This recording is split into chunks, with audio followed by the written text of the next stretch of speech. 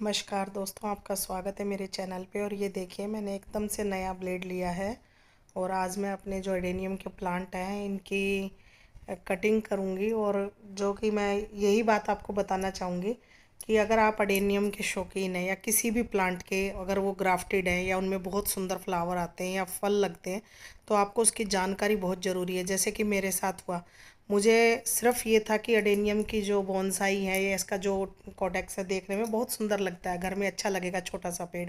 पर मुझे ये पता नहीं था कि इसके अंदर भी जैसे गुलाब में होता है वैसे ये देखिए, जो ये टहनी मैं काट रही हूँ ऊपर से, ये जो अभी है यहाँ पर इसकी ग्राफ्टेड मतलब ये एडेनियम था। उन्होंने मेरे को 250 रुपये का दिया था और घर पे आकर के किसी गलती से, या जैसे मकान का ना रिपेयर का काम चल रहा था तो ऊपर से लेबर से इस पे कुछ गिर गया तो ये वो टहनी टूट गई।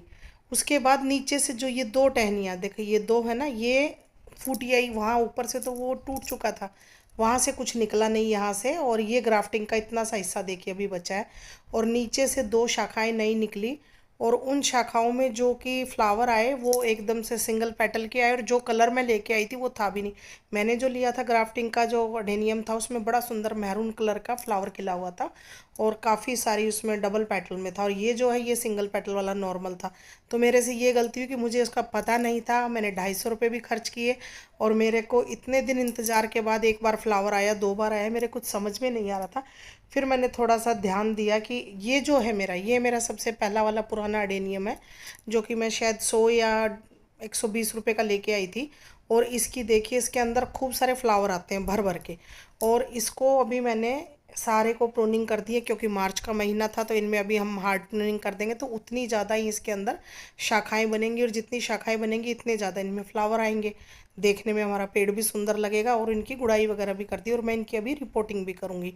कारण यही है क्योंकि इसमें मतलब इसको गर्मी का जैसे डेजर्ट का रोज़ बोला जाता है, और बहुत सुंदर इसमें फ्लावर आते हैं और कई दिन तक चलते हैं इसके फ्लावर। लेकिन ये फिर मैं बाद में जो तीसरा लेके आई एडेनियम वाला, ये उन्होंने मुझे 250 रुपये का दिया था। और इसमें देखिए यहाँ पर भी इसमें ग्राफ्टिंग है।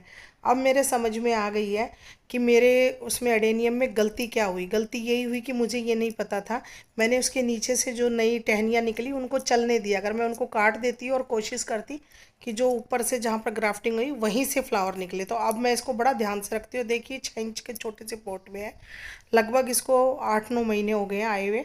तो अभी मैं सोच रही हूँ इसकी मैं रिपोर्टिंग करूँगी। तो रिपोर्टिंग की मैं आपको बताती हूँ। अडेनियम की जो है केयर, इसके अंदर आपको थोड़ा सा कोकोपीट लेना है, इसमें बजरी यानी कि बालू रेत जो नदी का होता है वो, और जो छानने के बाद जो मटेरियल बच जाता है ना मोटा मोटा सा, वो आप ले लीजिए। और वर्मी कंपोस्ट ले लीजिए। एक बार आप अडेनियम की मिट्टी अच्छे से बना लीजिए क्योंकि इसको ज़्यादा पानी की आवश्यकता नहीं होती है। जो भी इसकी मिट्टी बनाओ उस वो वेल ड्रेन्ड होनी चाहिए, पानी उसमें बिल्कुल नहीं रुकना चाहिए। और इसे हमेशा जो एक कुंडा टाइप से होता है या ट्रे टाइप में लगाइए। कभी भी इसे गहरे गमले में आप अडेनियम मत लगाइए क्योंकि उस अगर जितने गहरे में हम लगाएंगे तो उसमें पानी भी उतना ही ज़्यादा दिया जाएगा, तो इसकी जो जड़ें हैं वो गल सकती हैं, उनको फंगस लग सकता है। इसमें अगर आप चाहें तो थोड़ा सा नीम खली भी डाल लीजिए और या फिर मामूली सी हल्दी डाल लीजिए। क्योंकि इसकी जब भी आप कटिंग प्रूनिंग करें तो हमेशा जो आपका चाकू है वो एकदम से सैनिटाइज होना चाहिए, या फिर नया ब्लेड लीजिए आप उससे ही काटिए तो अच्छा रहेगा। ये मैंने देखिए गार्डन सॉइल इसमें मिलाई है और ये कुछ छना हुआ जो बालू का रेत का बजरे का हिस्सा है वो मिला लिया है। मतलब इसकी इसको ज़्यादा चिकनी मिट्टी या एकदम से गार्डन सॉइल नहीं चाहिए। आप इसके अंदर मतलब उनका कम रखो मिट्टी का और बाकी चीज़ों का ज़्यादा रखोगे तो ये प्लांट आपका ज़्यादा अच्छा चलेगा, वरना इसकी जड़ें गल सकती हैं। तो ये देखिए मैंने नीचे इसमें मोटा मोटा जो बजरी सी थी वो डाल दी है। और अब इसके अंदर में जो है, मैं हमेशा इन्हीं ट्रे में लगा के रखती हूँ। जो ये सैलो सैलो सी ट्रे है ना, मेरे अडेनियम इन्हीं में चल रहे हैं। और ये तो मेरा कम से कम 5-6 साल पुराना अडेनियम है। उसके बाद मैं दूसरा जो लेके आई थी इसको भी चेंज करूँगी। और जो तीसरा है उसको, मेरे पास 3 ही एडेनियम के प्लांट है, तो आप इसका हमेशा से जो इसकी मिट्टी है इसका ध्यान रखिए। इसकी मिट्टी हमेशा से वेल ड्रेन्ड होनी चाहिए। और एक बार आप अच्छी मिट्टी तैयार कर लो फिर आपको कोई ज़रूरत नहीं है। उसके बाद इसका जो दूसरा ध्यान है, इसको कभी ओवर वाटरिंग मत करना। जितना आप इसको पानी दोगे उतना ही ये इसकी जड़ें जो हैं गल जाएंगी। ये पानी को अपने तने के अंदर, जो इसका कॉडेक्स है इसके अंदर, वो समेट लेता है। इसलिए आप इसको पानी जब ही दें जब इसकी मिट्टी सूख जाए। तो ये देखिए मेरा एक की रिपोर्टिंग हो चुकी है और दूसरे की भी हो चुकी है और अब तीसरे की बारी आ रही है। तो इसके अंदर ये जो है प्लांट मैंने खड़ा कर दिया। और बहुत छोटा सा प्लांट उन्होंने 250 रुपये के दिया था। इसमें ऑफ वाइट कलर के फ्लावर आते हैं डबल पेटल में, बहुत सुंदर। तो इसके जो फ्लावर अब आएंगे, कोशिश करूँगी कि मैं अब इसकी जो ऊपर की ये सिर्फ 2 टहनियाँ, इनको मैं टूटने ना दूँ, क्योंकि वो गलती मेरे को बहुत, मतलब मैं कोशिश करती थी कि कब मेरे गार्डन में उस मैरून कलर का फ्लावर खिलेगा। और अब जो इसकी मैंने टहनियों की कटिंग करी थी, इनको भी मैं उसी 6 इंच के पॉट में जो खाली हुआ है उसी में लगा दूँगी। देखती हूँ कटिंग से अडेनियम कहते हैं ना कि लग जाता है, तो ये मैं फ़र्स्ट टाइम कर रही हूँ कि इनकी कटिंग लगाने का।